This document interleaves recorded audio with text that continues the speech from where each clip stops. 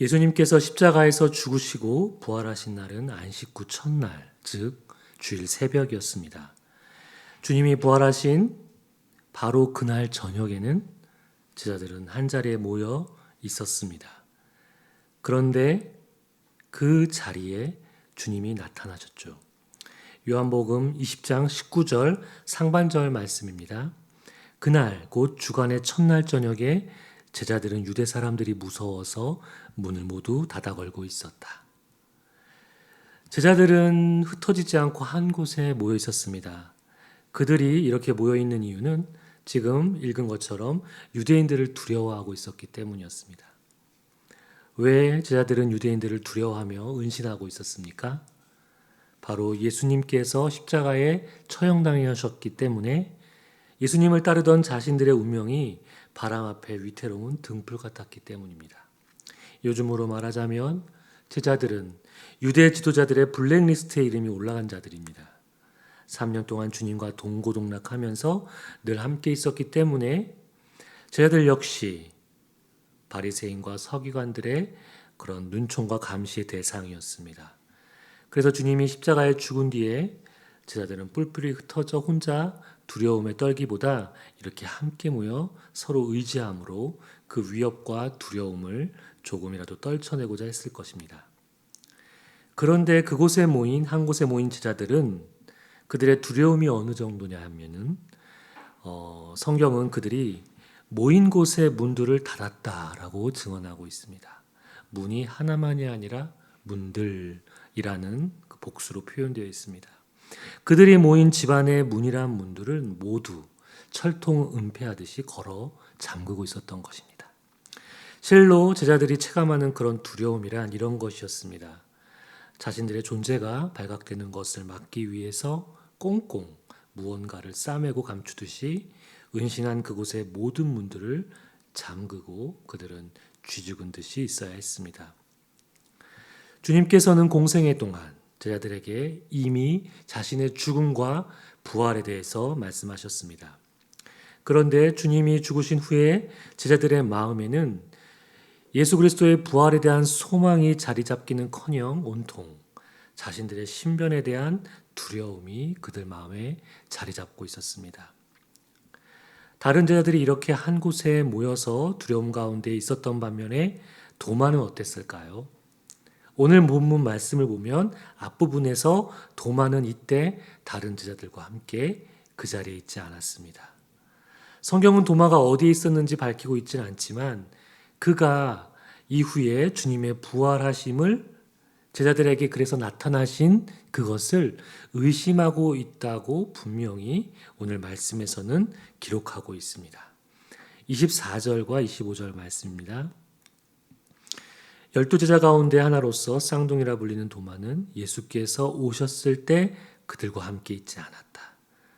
다른 제자들이 그에게 우리는 주님을 보았소 하고 말하였으나 도마는 그들에게 나는 내 눈으로 그의 손에 있는 못자국을 보고 내 손가락으로 그 못자국에 넣어보고 또 내 손을 그의 옆구리에 넣어보지 않고서는 믿지 못하겠소 하고 말하였다. 오늘 설교 본문은 지금 읽어드린 24절, 25절을 중심으로 두 부분으로 나뉩니다. 부활하신 그 주님께서 문들을 걸어 잠그고 두려움에 떨고 있는 제자들에게 두 번 나타나시는 게 오늘 본문에 나오는데요. 처음 한 번은 도마가 없을 때 그들에게 오신 것, 그리고 또 한 번은 주님께서 도마가 제자들과 함께 있는 자리에 다시 찾아오시는 이야기 두 부분으로 나뉘어져 있습니다. 도마의 상황을 보면 어떤 이유인지는 우리가 정확히 알 수 없지만 그는 잠시 공동체에서 이탈해 있는 것을 알 수 있습니다. 다른 제자들은 서로 한데 모여서 두려움에 떨고 있는 그런 상황에서 그 자리에 도마는 나름대로 정신적 충격과 혼란에 빠져서였는지는 모르지만 그 자리에 함께 처음에 있지 않았던 것이죠. 제자들이 그 자리에서 자신들을 찾아온 주님을 경험한 것을 도마에게 이야기를 합니다. 그런데 도마는 어떻게 반응을 하죠? 부활한 주님을 부정하고 의심합니다. 주님이 직접 말씀하시고 제자들에게도 부활체로 나타나 보이셨는데도 부활의 주님을 강하게 의심하고 있습니다. 처음 제자들에게 나타났을 때에는 자신의 상처, 상흔을 보여주실 때 제자들은 믿었습니다. 그래서 제자들은 자신들이 예수님을 본 것을 도마에게 이야기했지만 도마는 한술 더 떴죠. 내 손으로 직접 그 손을, 상처난 손을 이렇게 만져보거나 집어넣어 보지 않고서는, 옆구리에 손을 집어넣어 보지 않고서는 나는 못 믿겠다 라고 한술 더 떠서 제자들에게 반응을 했습니다. 주님을 믿지 않는 사람들에게 두려움은 끊임없이 무언가를 쫓게 하는 원인입니다. 대부분 두려움을 자신이 가지고 있는 소유, 재물, 어떤 그런 것들로 해결할 수 있다고 생각합니다. 그런데 정말 그렇습니까? 그들에게는 물질적 어려움, 또 거기에서 오는 두려움이 다른 사람에 비해 상대적으로 적을지는 몰라도 오히려 그들에게는 재물로도 어쩔 수 없는 마음과 그런 정신의 다른 어려움과 두려움들도 있는 것을 우린 살면서 보게 됩니다. 돈과 재물이 모든 두려움으로부터 해방을 가져오지 못합니다. 재물이 아니라면 어떤 사람은 인맥을 자산으로 생각하는 사람들도 있습니다. 어려울 때 자신을 도와줄 수 있는 사람을 주변에 평소에 많이 두어서 그 찾아올 두려움을 대비하는 그런 사람들도 있습니다. 그렇다면 그리스도인, 신자인 우리에게 두려움과 의심은 무엇일까요? 우리 자신의 불완전함을 깨닫게 하는 어떤 그런 감정적인 사인, 주님을 마음에 모시고 의지할 수밖에 없는 우리 성도들의 가난한 마음을 보여주는 것이 아닐까 생각합니다.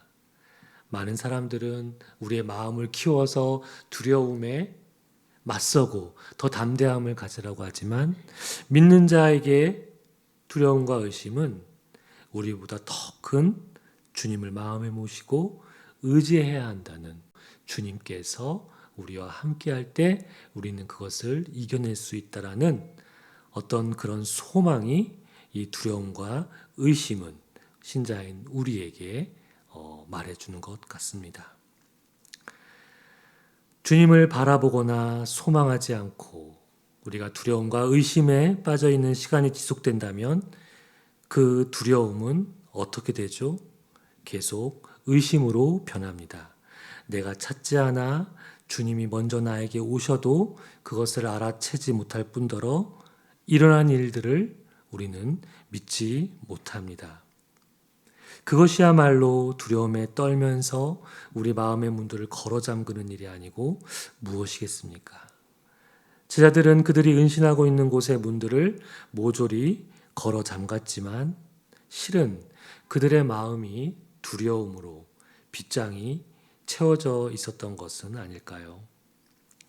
그렇게 꼭꼭 잠긴 제자들에게 주님이 앞부분에 보면은 처음으로 그들에게 찾아온 모습을 우리는 볼 수 있습니다. 19절 하반절부터 21절까지의 말씀입니다. 그때 예수께서 와서 그들 가운데로 서셔서 너희에게 평화가 있기를 하고 인사말을 하셨다. 이 말씀을 하시고 나서 두 손과 옆구리를 그들에게 보여주셨다. 제자들은 주님을 보고 기뻐하였다. 예수께서 다시 그들에게 말씀하셨다. 너희에게 평화가 있기를 빈다. 아버지께서 나를 보내신 것 같이 나도 너희를 보낸다. 문들을 굳게 걸어 잠그고 있었습니다. 근데 지금 주님은 제자들의 두려움의 그 한가운데로 호련히 닫힌 문들을 누군가 들어올 수 없게 다 잠갔는데도 호련히 찾아오셨죠. 이 말씀을 보고 부활하신 주님은 영인가 하고 생각하실지 모르겠습니다. 하지만 그렇지 않습니다. 오늘 본문과 병행 본문인 누가복음 24장에서 제자들 역시 처음 주님을 보고 영으로 생각했다고 기록하고 있습니다. 그러나 이때 주님께서 제자들에게 누가복음 24장은 여기 무슨 먹을 것이 있느냐?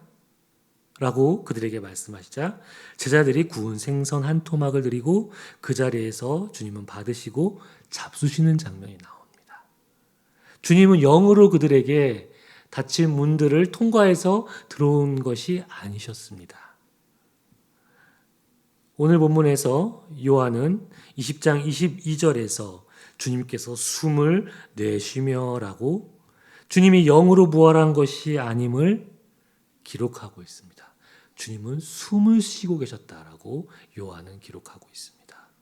주님께서는 새로운 부활체로 부활하신 것이 분명하지만 그것이 우리가 아는 어떤 형체가 없는 영의 부활 혹은 일반적인 우리 몸과 같은 사람을 입은 그런 부활은 결코 아닙니다. 우리는 전혀 알 수 없는 새로운 부활의 몸을 입고 상흔을 그대로 가진 채 제자들에게 나타나셨습니다. 그들에게 주님은 너희에게 평강이 있을지어다 라고 말했습니다. 주님은 그들에게 당신이 못 박힌 손과 창에 찔린 옆구리를 보여주십니다. 그러자 제자들이 비로소 주님을 알아보고 기뻐합니다. 그들의 두려움이 기쁨으로 변하는 순간이었습니다. 주님이 제자들에게 평강으로 인사를 하시며 그들 가운데 임하자 그들의 마음뿐만 아니라 그들이 은신하고 있는 그 방의 두려움, 그 기운은 사라지고 평강이 임했습니다. 또한 26절에서 도마가 함께한 자리에 주님이 두 번째 나타나셨을 때도 주님은 너희에게 평강이 있을지어다라던 그런 인사말을 그들에게 하셨습니다. 이건 당시의 유대인들의 표준적인 인사말이었습니다. 그런데 이 상황에서 주님의 이 표준적인 인사말이 제자들에게 단순한 평범한 그런 인사말로 들렸을까요? 요한복음 16장 33절의 말씀을 한번 제가 읽어드리겠습니다. 내가 이것을 너희에게 말한 것은 너희가 내 안에서 평화를 얻게 하려는 것이다. 너희는 세상에서 환난을 당할 것이다. 그러나 용기를 내어라. 내가 세상을 이겼다. 이 말씀은 주님이 십자가에 못 박히시기 전에 제자들에게 한 말씀입니다. 죽음을 앞두고 제자들을 격려하면서 주님과 다시 만나 누릴 평안을 그들에게 약속하신 것입니다. 지금 제자들에게 부활하신 주님으로 인해 그 평강이 임하는 것을 우리는 볼 수 있습니다.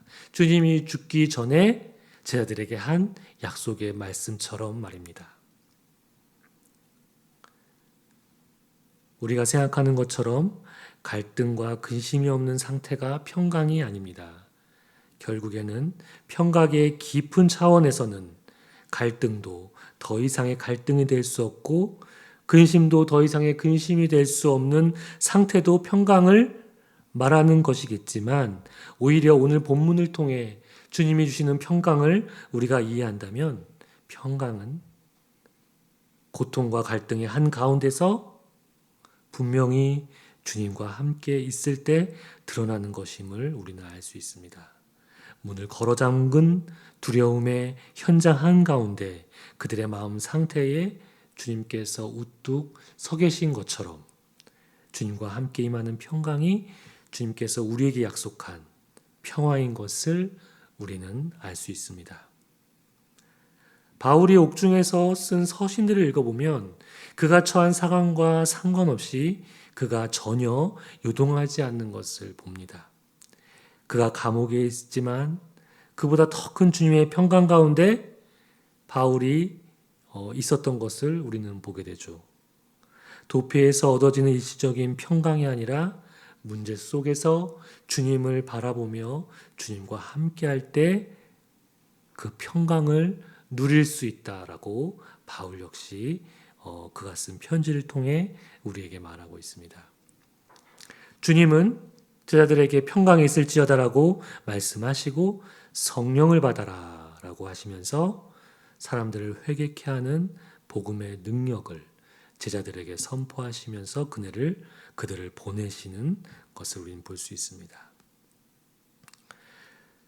이렇게 그들은 주님을 만났습니다. 하지만 이들이 그 자리에 없던 도마에게 이 이야기를 전합니다. 이때 도마는 어떻게 반응하죠? 25절 말씀에서 내가 그의 손의 못자국을 보며 내 손가락을 그 못자리 자국에 넣고 그 손을 옆구리에 넣어보지 않고서는 믿지 않겠노라 라고 도마는 반응했습니다. 제자라면 선생에 대해서 어떻게 그렇게 말할 수 있겠습니까? 나아가 도마의 마음 상태와 그 마음에서 비롯된 어조까지도 우린 등이 가늠해 볼 수 있습니다. 요한복음 11장에서 이런 이야기가 나옵니다. 유대인들이 주님을 돌로 칠 것이라는 그런 다른 제자들의 경고에도 불구하고 주님이 나사로를 고치시러 유대로 가시려는 그 결정을 하셨을 때 도마가 그 자리에서 이렇게 주님께 이야기합니다. 우리도 주와 함께 죽으러 가자. 도마가 한 말입니다. 이렇게 도마는 무모해 보이는 단순함. 그러나 자신이 가지고 있는 어떤 그런 신념을 강하게 고수하고자 하는 성격을 우리는 이 부분에서 엿볼 수 있습니다.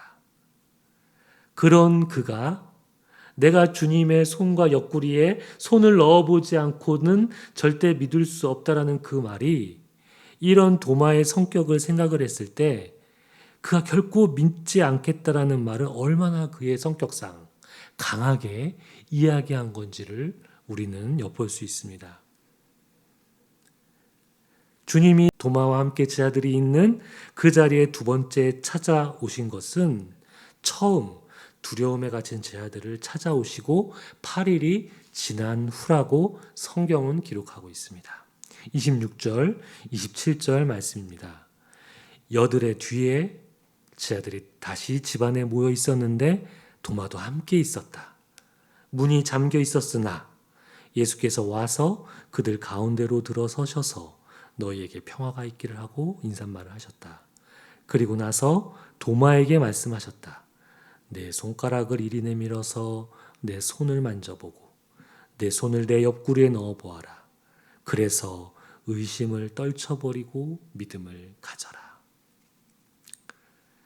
8일이라는 시간이 지났지만 제자들은 지금 여전히 문을 걸어 잠그고 있었습니다. 주님은 처음과 마찬가지로 그들은 문을 걸어 잠그고 있었지만은 그 자리에 나타나셨습니다. 그들에게 약속된 평강이 주어졌지만 그들은 여전히 그 평화를 온전히 누리지 못하고 문을 걸어 잠그고 있었죠. 이번에 도마도 제자들과 함께 그곳에 있습니다. 그리고 작정하신 듯이 주님은 도마에게 처음 그 자리에 없던 도마에게 바로 말씀하십니다. 그 말씀은 자신이 부활한 주님이라는 것을 도마가 말한 방법대로 증명해 주시겠다는 그런 마음의 결정을 하시고 마치 그 자리에 찾아오신 것 같습니다. 도마에게만큼은 도마가 원하는 방법으로 주님은 자신이 부활하신 주님이란 것을 증명해 주고자 하시는 것이죠. 그런데 주님이 도마를 만나서 하신 말씀을 가만히 보십시오. 도마가 자기는 직접 눈으로 보고 손으로 만지기 전까지 절대 믿지 않겠다며 제자들에게 강한 어조로 단호하게 말한 그 말을 주님께서는 과연 어떻게 들으시고 어떻게 아셨을까요? 성경은 제자들이 주님을 따로 만나서 도마의 말을 전했다고 기록하고 있지 않습니다. 주님은 예고 없이 8일 후에 다시 오신 것일 뿐입니다. 제자들이 도마에게 부활한 주님을 만났다고 이야기하는 그 자리, 도마가 강하게 자신의 방법대로가 아니면 절대 믿을 수 없다고 한 그 자리에 주님은 어쩌면 그곳에 계셨는지 모릅니다. 그래서 도마가 강하게 제자들에게 자신은 자기의 손으로 직접 넣어보겠다라는 그 이야기를 주님은 그 자리에서 듣고 알았을 것입니다. 그리고 8일이 지나서 지금 이 자리에 주님이 찾아오신 것은 다른 어떤 이유보다 도마 때문에, 도마 한 사람을 위해 온 것임을 우리는 알 수 있습니다. 그렇게 말씀하시는 주님 앞에서 도마의 의심은 사라집니다. 28절, 29절 말씀입니다. 도마가 예수께 대답하기를 나의 주님, 나의 하나님 하니 예수께서 도마에게 말씀하셨다. 너는 나를 보았기 때문에 믿느냐? 나를 보지 않고도 믿는 사람은 복이 있다. 주님은 도마의 의심을 걷어주시기 위해서 오신 것이 맞습니다. 하지만 주님께서 정말로 하고 싶었던 말씀이 있습니다. 지금 읽어드린 29절 말씀을 잘 볼까요? 주님은 도마에게 너는 나를 보았기 때문에 믿느냐? 라고 하셨습니다.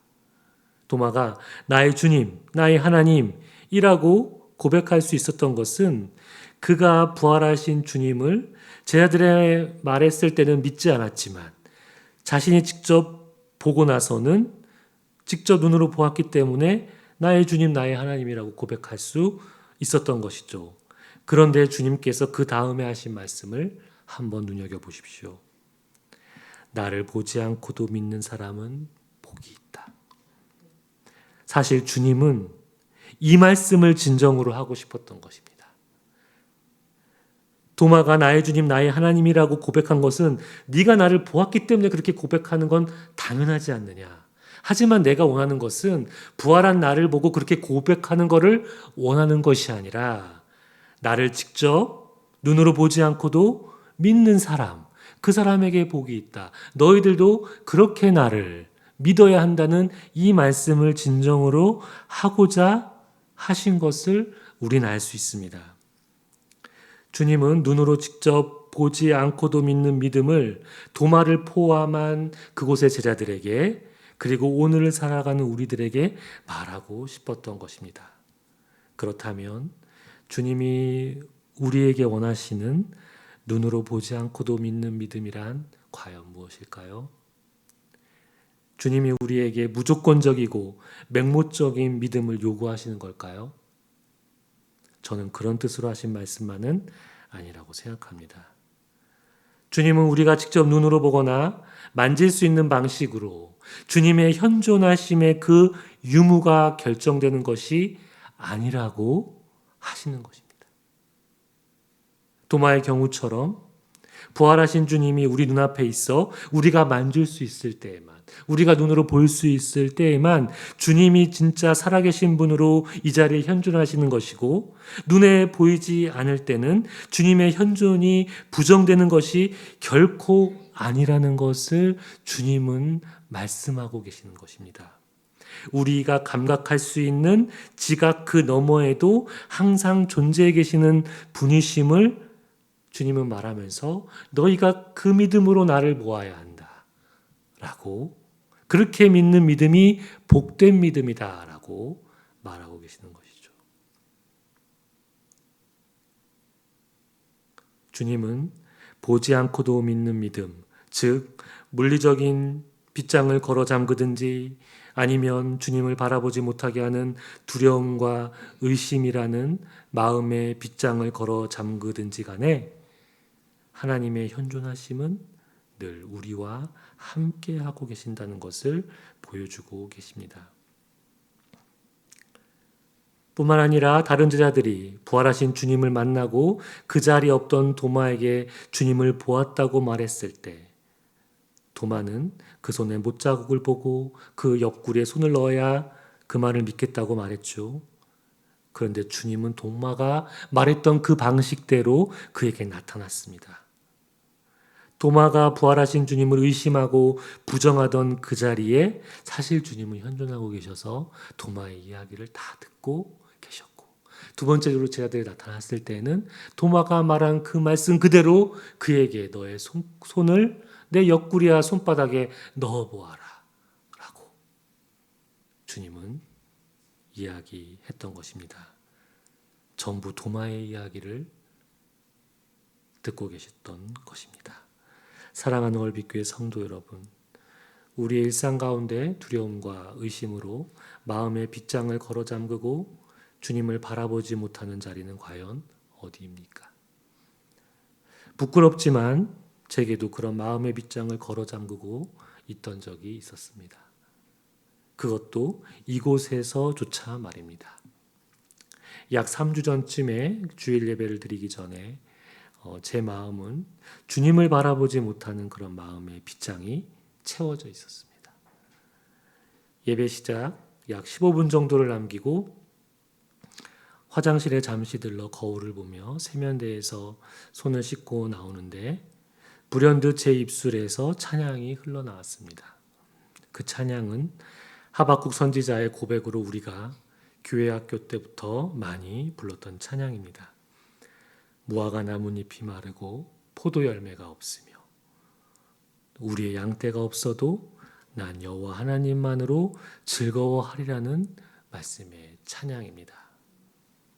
그것은 눈앞에 아무것도 없고 보이지 않는 상황임에도 두려움과 의심의 빗장에 갇히지 않고 하나님의 현존으로 충만해진 모습을 그 찬양의 말씀이 제게 보여준 것이었습니다.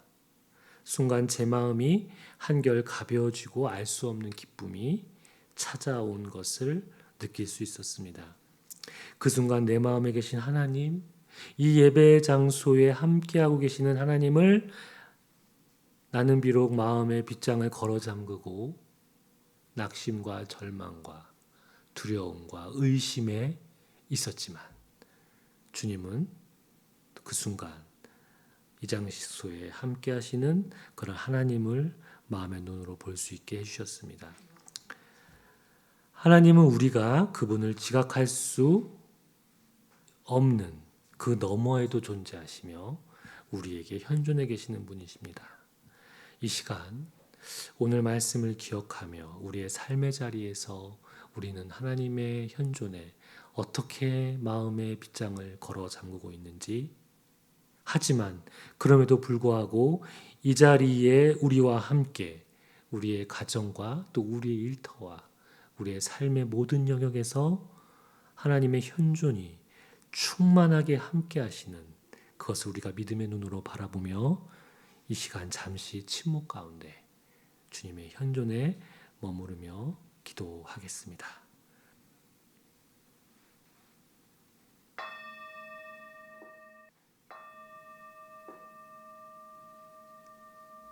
하나님, 우리는 우리가 하나님을 알아차리고 지각할 수 있는 방식으로 주님의 살아계심을 느끼고 알려고만 합니다.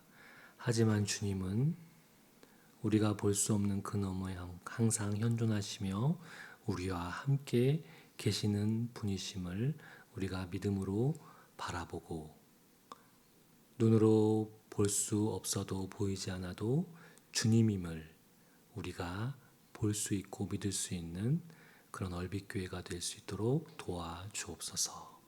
예수님 이름으로 기도드립니다.